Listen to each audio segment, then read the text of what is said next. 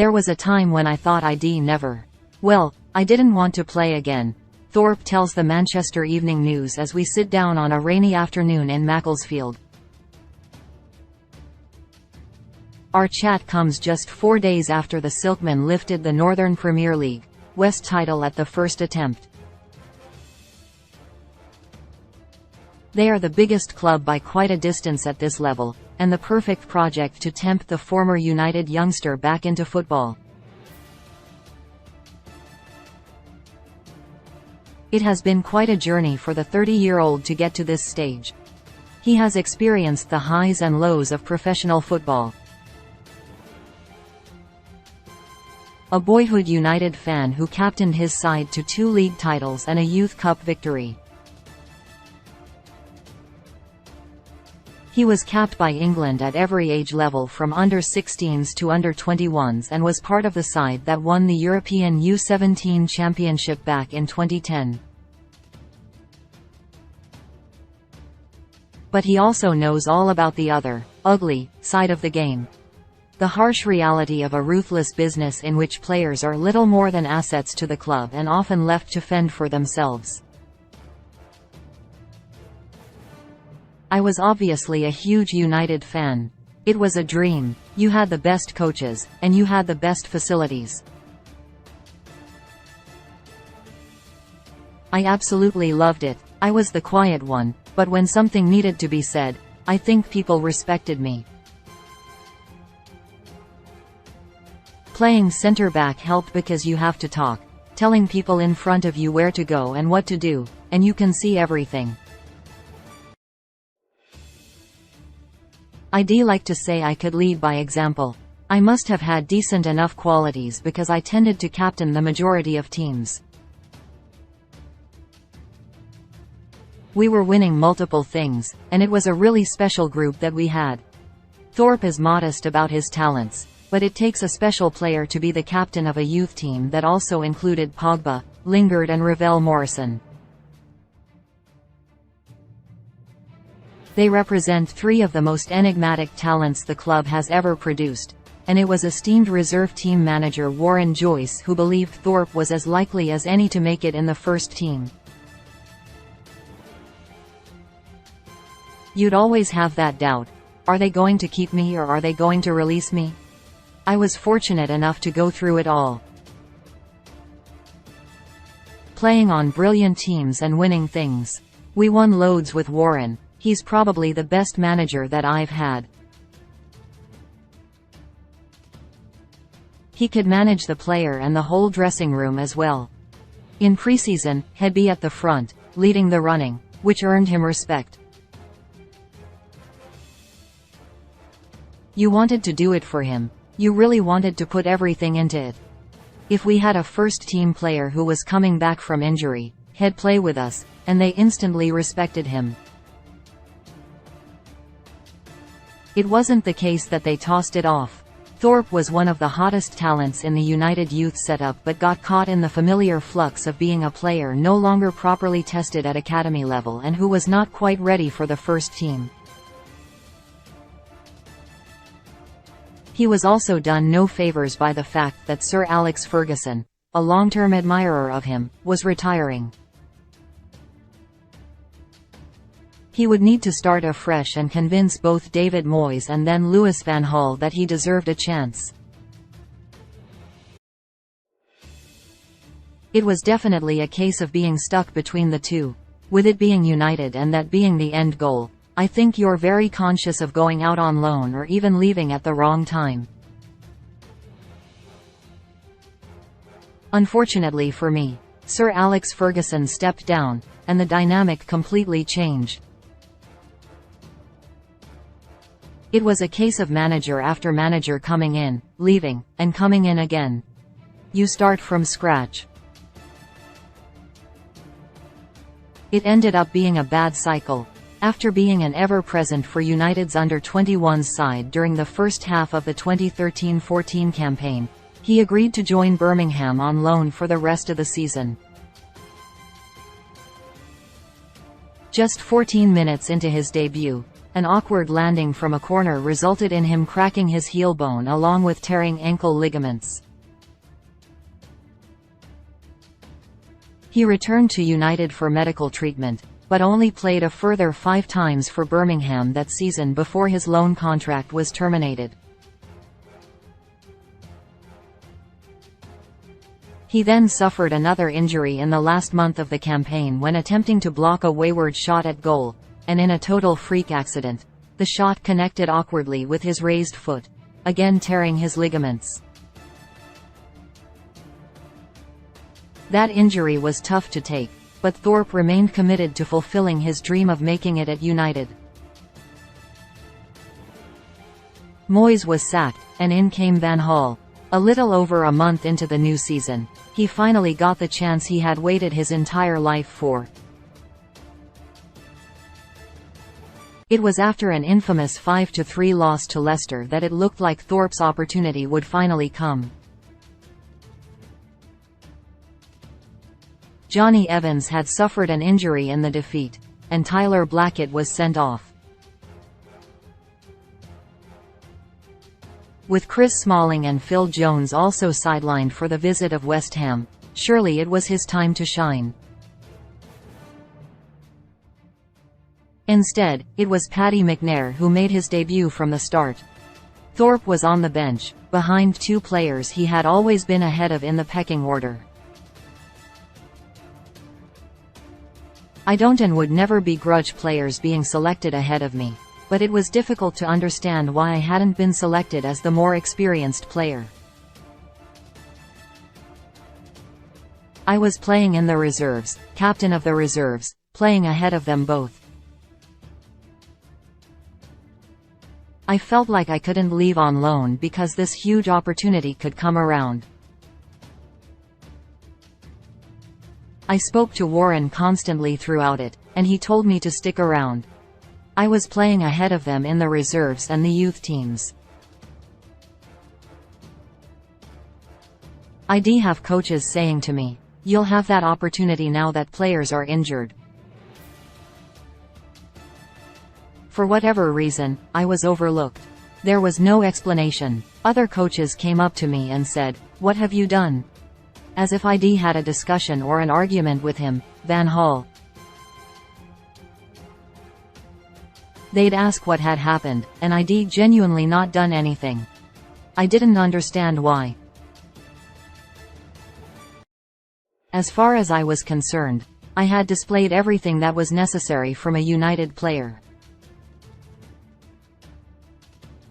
I had done everything I could. Of the squad that Thorpe captained to the famous 2011 Youth Cup win, Lingard, Pogba, Morrison, Blackett, Michael Keane, Will Keane, Ryan Tunnicliffe and Larnell Cole all made first-team appearances for United before him. He would finally get to make his debut, but it is a day he remembers for the wrong reason instead. Thorpe came on in the dying moments of the clash with West Ham, replacing Angel Di Maria as they looked to tighten up at the back following Wayne Rooney's dismissal. At first I was like, does it count? I look back at it now, and no matter what time I came on or however long it was, I played at Old Trafford for United, the biggest club in the world. It was amazing. Coming to the changing room afterwards, one of the older players came up to me and was surprised. He presumed I'd already made my debut. Then Van Gaal walked over to me. He patted me on the cheek and said, "You're welcome." That completely tainted the whole experience. It felt like I hadn't worked hard all these years to deserve the opportunity. It was as though he'd done me a favor, a handout. It was just the most patronizing feeling at the time. There's no explanation as to why someone would do that. I guess that says more about his character than anything else. I spent nearly every day there since I was 6. Training, working hard, doing the right things with the correct attitude. For him to then do that after making my debut, it left a sour taste. I think from then on, my mind was made up.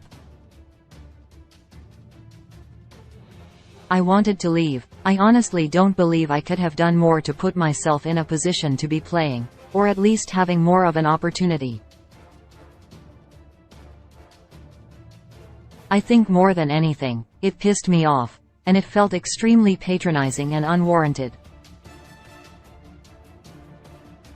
I thought I don't really want to stand for that. That's not me. Thorpe would be named on the United bench again for the next league match against Everton, but as the injury crisis eased, he was dropped back down to reserve level. His mind was made up, he'd be leaving at the end of the season. There was no interest in signing a new deal at the club. He wanted to play regular football and make up for lost time. He received numerous offers, but after advice from his agent, decided his best opportunity would be to head out to Championship side Rotherham. He was wowed by manager Steve Evans, who spoke glowingly of the centre-back, explaining to him how he'd fit into his back three while also touting him as a possible future captain of the club.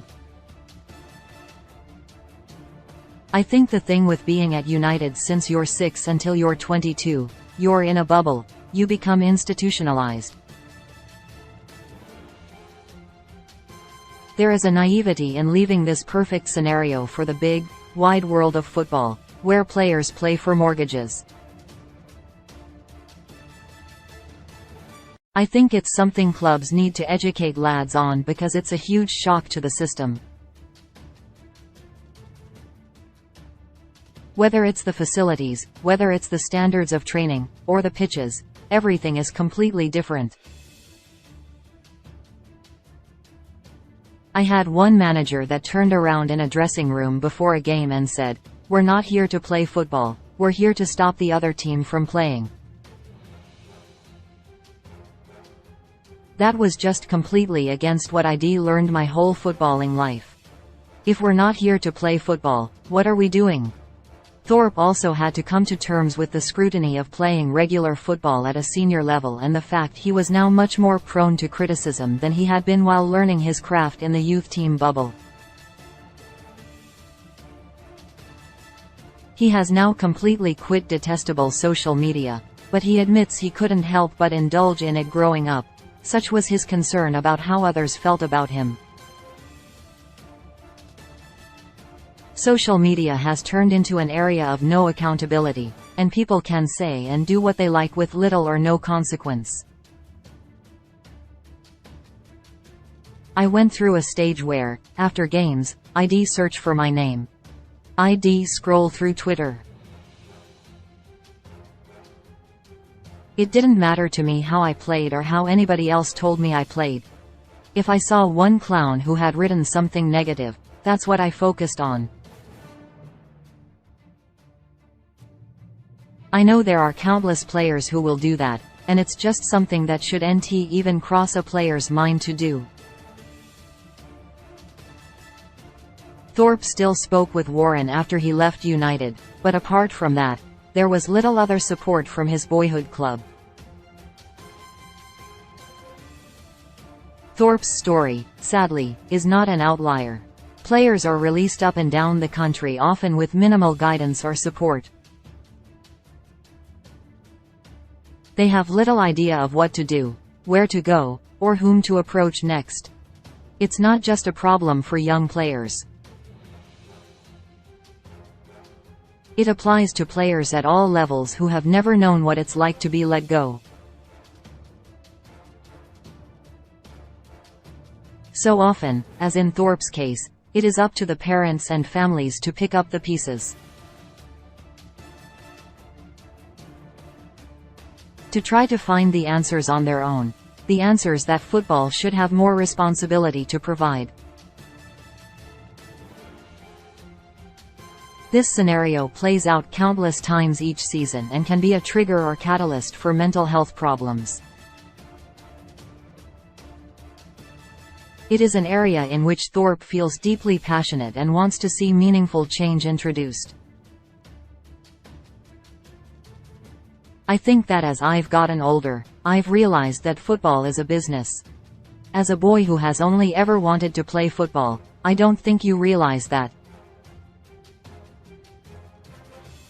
With all the politics in football, there's no loyalty anymore. There should be a role where if a player gets released, they get a check-in to see what's going on. What opportunities have they had, or is there someone they can contact to ask for advice? This should fall under the responsibility of the PFA, if not the previous club. His time at Rotherham was not helped by the surrounding turmoil. Evans left just a month into the new season and would be one of 5 different managers in charge of the club that debut season. He spent loan spells with Bradford and Bolton, and when his contract expired, he decided to join the latter permanently, claiming a League One runners-up medal as he helped them back to the Championship. I absolutely loved playing there. I'd say that was the first time since leaving United where I felt like part of a team and a valued member. It was a brilliant bunch of lads in the changing room. Unfortunately, for the club and for myself, they were in a dire financial situation. You had a group of players, including myself, wanting to stay, and then it came to the point where the season had already started, and we were still trying to figure out what was going on. That's when I got a phone call from Teddy Sheringham, and he said, "I am going to India for 5 or 6 months. I want you to come with me." Looking back, it was more of a decision that I wanted to get away. I'd become disillusioned with the whole thing. I was starting to resent it, and I wasn't enjoying playing. Thorpe joined Indian Super League side ATK, and while he did enjoy the new lifestyle in India, he also knew that it wasn't where he wanted to be playing football, or if he even wanted to be playing it at all. He was already falling out of love with the game by the time he returned home, before some rotten luck with injuries finally pushed him to breaking point. I didn't want to continue in this bullshit cycle. I came home from India with a hernia injury. I went to see a specialist, and he said it would take 3 to 4 weeks to solve. I was just chilling out, not doing anything, and being told it would be fine and that it would heal itself. I waited, I did rehab, and the first time I came to kick a ball, I just felt it right away. I felt like I'd wasted like a month doing nothing. I ended up needing a double hernia operation. I had already come back from India with a somewhat glum perspective. I then wasted time and had to pick myself back up again. Thorpe was back to square one, and any momentum he had built in his career was now halted. He was right. A hernia issue wasn't exactly devastating and was a fairly common issue. But just when he was down on his luck, he'd suffer an even more gruesome setback. About 2 or 3 months after that, I was doing gym work. I was doing box jumps with 2 dumbbells. I hopped onto the box, and it just completely went underneath me. Because I had weights in my hand, I couldn't put my hand down to protect myself. So I ended up going down like that. He points to his left elbow, where a huge scar is showing. My elbow basically came through my skin. I've got 2 pins in my elbow now. It was very much a cycle of trying to pick myself up again, operation, trying to pick myself up, operation. I'd say this is where the severe depression kicked in. I guess that's where I would have been for the last couple of years. I was just in a place where I couldn't get out. It had finally reached a point at which he just didn't know what to do anymore. His love for the game was gone, but so was his love for life. He put on a brave face, and from the outside, it might have seemed like there was little wrong with him. Yet on the inside, he just felt empty. A young man who had run out of motivation and was struggling to find a reason to go again. While it had always felt like there was a light at the end of the tunnel previously, all he could see now was the surrounding darkness. There was nothing. It was severe depression. There's no other way to put it. I had zero motivation for doing anything, or speaking to anyone. It was just this feeling of constant darkness. I could count on one hand the people who know. For years, the only people who knew were my mom and dad. That was it. If it wasn't for them, then I don't know where I'd be. I think looking back over the years there had been some signs. I think the need to go to India was an escape to try and just get away from things. It was always going to happen or implode. It just needed a catalyst to set it off. That elbow injury was the final straw. It was the final kick when I was down. He had always found the motivation to go again, largely through a sheer desire to start playing football again. He was no stranger to injury setbacks, going back to that one he suffered at Birmingham. Back then, he had united to support his rehab and the incentive of resuming his loan spell once he was fully fit. But with his love for the game gone and no team lined up to play for, it was impossible to find that reason to go again. It was extremely difficult. Even at the time, I felt more upset when I saw that it was affecting my parents. They were upset because of how I was, and I was then getting upset because it was affecting them. I've learned it's not a weakness to be honest about things and to speak to people about things. It's the opposite. The bravest thing to do is to be able to go and ask for help, and to be able to open up and tell people I am not okay. If people want to say it's weak, there's nothing tougher in the world than having to fight with your own mind every single day. Mental health issues have long been taboo in football, and although progress is being made, there is certainly a lot of work that can be done to create a more open platform to discuss such issues. Thorpe knows all about this himself. Not only did he feel reluctant to ask for help, he was also initially determined to get through it alone. I think this is probably why it was a prolonged period. There was a lot of time when I thought that I could do it myself. You might feel good for a week, but then it comes back around. For a while now I've been going to therapy and it's helped hugely. One thing I've realized is that depression will always be there, but it's about me being able to understand it and being able to cope with it. You find that reason. You find that purpose. You have to cling on to that. I'd go to family events and this mask would come on.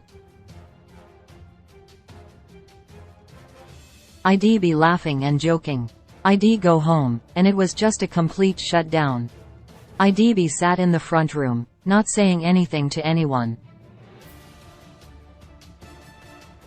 I was not interested. I managed to get to a point where I realized I couldn't do it myself, and I got in contact with the PFA. They put me in touch with Sporting Chance, a charity set up by Tony Adams. It really did help me with therapy. Right in the middle of Thorpe's 5 years without a club came the COVID-19 pandemic that brought life across the world to a halt. Even if he wanted to start playing again, he was now no longer able to, and in a strange way, it now put everyone else in his situation. Like him, they were trapped at home, unable to leave the house and do the things they loved the most. In a sadistic sense, I didn't quite mind it, because it put everyone else in the same boat that I was in. I don't mean the sadness or the depression, but everyone was at home, trapped. I knew that no one was playing and no one was working. It put everyone in a similar boat, so I didn't feel as much an outcast. Thorpe thanks his parents throughout our chat, as well as his girlfriend Katie, for all of their support. There is someone else he has to thank, though. His golden retriever, Loki, whom he got during lockdown. Katie has hugely helped me through all this.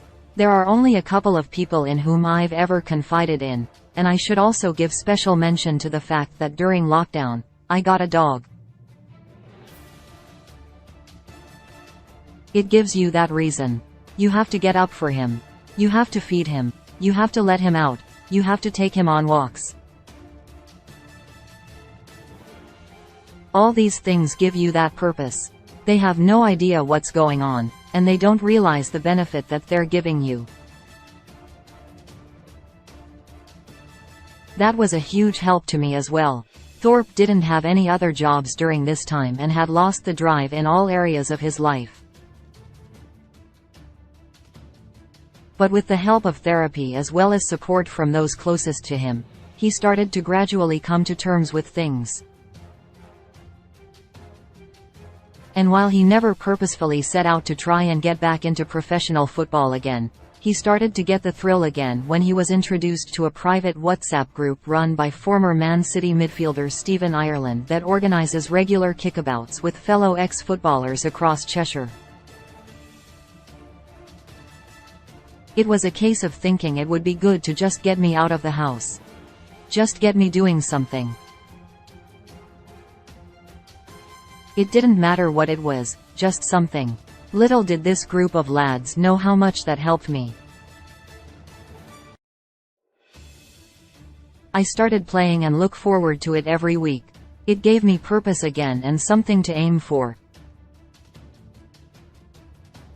It gave me that enjoyment of playing again, which had completely and utterly been lost. I can honestly say I hadn't played for 3 years. Playing in those matches made me think, I could do this professionally. I could start playing again. For the first time in years, there was a hunger to play again and the same carefree joy that made him fall in love with the game in the first place. Katie urged him to set up a LinkedIn profile to at least put him back in the shop window again, but there was never any guarantee that a club with the right ethos would take a chance on him. Thorpe accepted that he was open to playing professionally again, but he would only do so if it was the right environment that worked for him and his family. The difficult thing is that once you've been out of the loop of football, it's extremely difficult to get back in. Katie told me to set up an account, but I still didn't really know what to do with it. Somebody from Macclesfield got in touch with me. I started going down there for training, and it just naturally escalated from there. I was just happy to be there and to belong to a club again. I am just kind of looking forward to seeing whatever the future holds. I am not putting any pressure on myself. I am just going to see what happens. For the little boy who only ever wanted to make it as a footballer, the goal is no longer to play as high as possible, but just to enjoy playing again. He has found that at Macclesfield and is open to seeing wherever his football journey might take him next.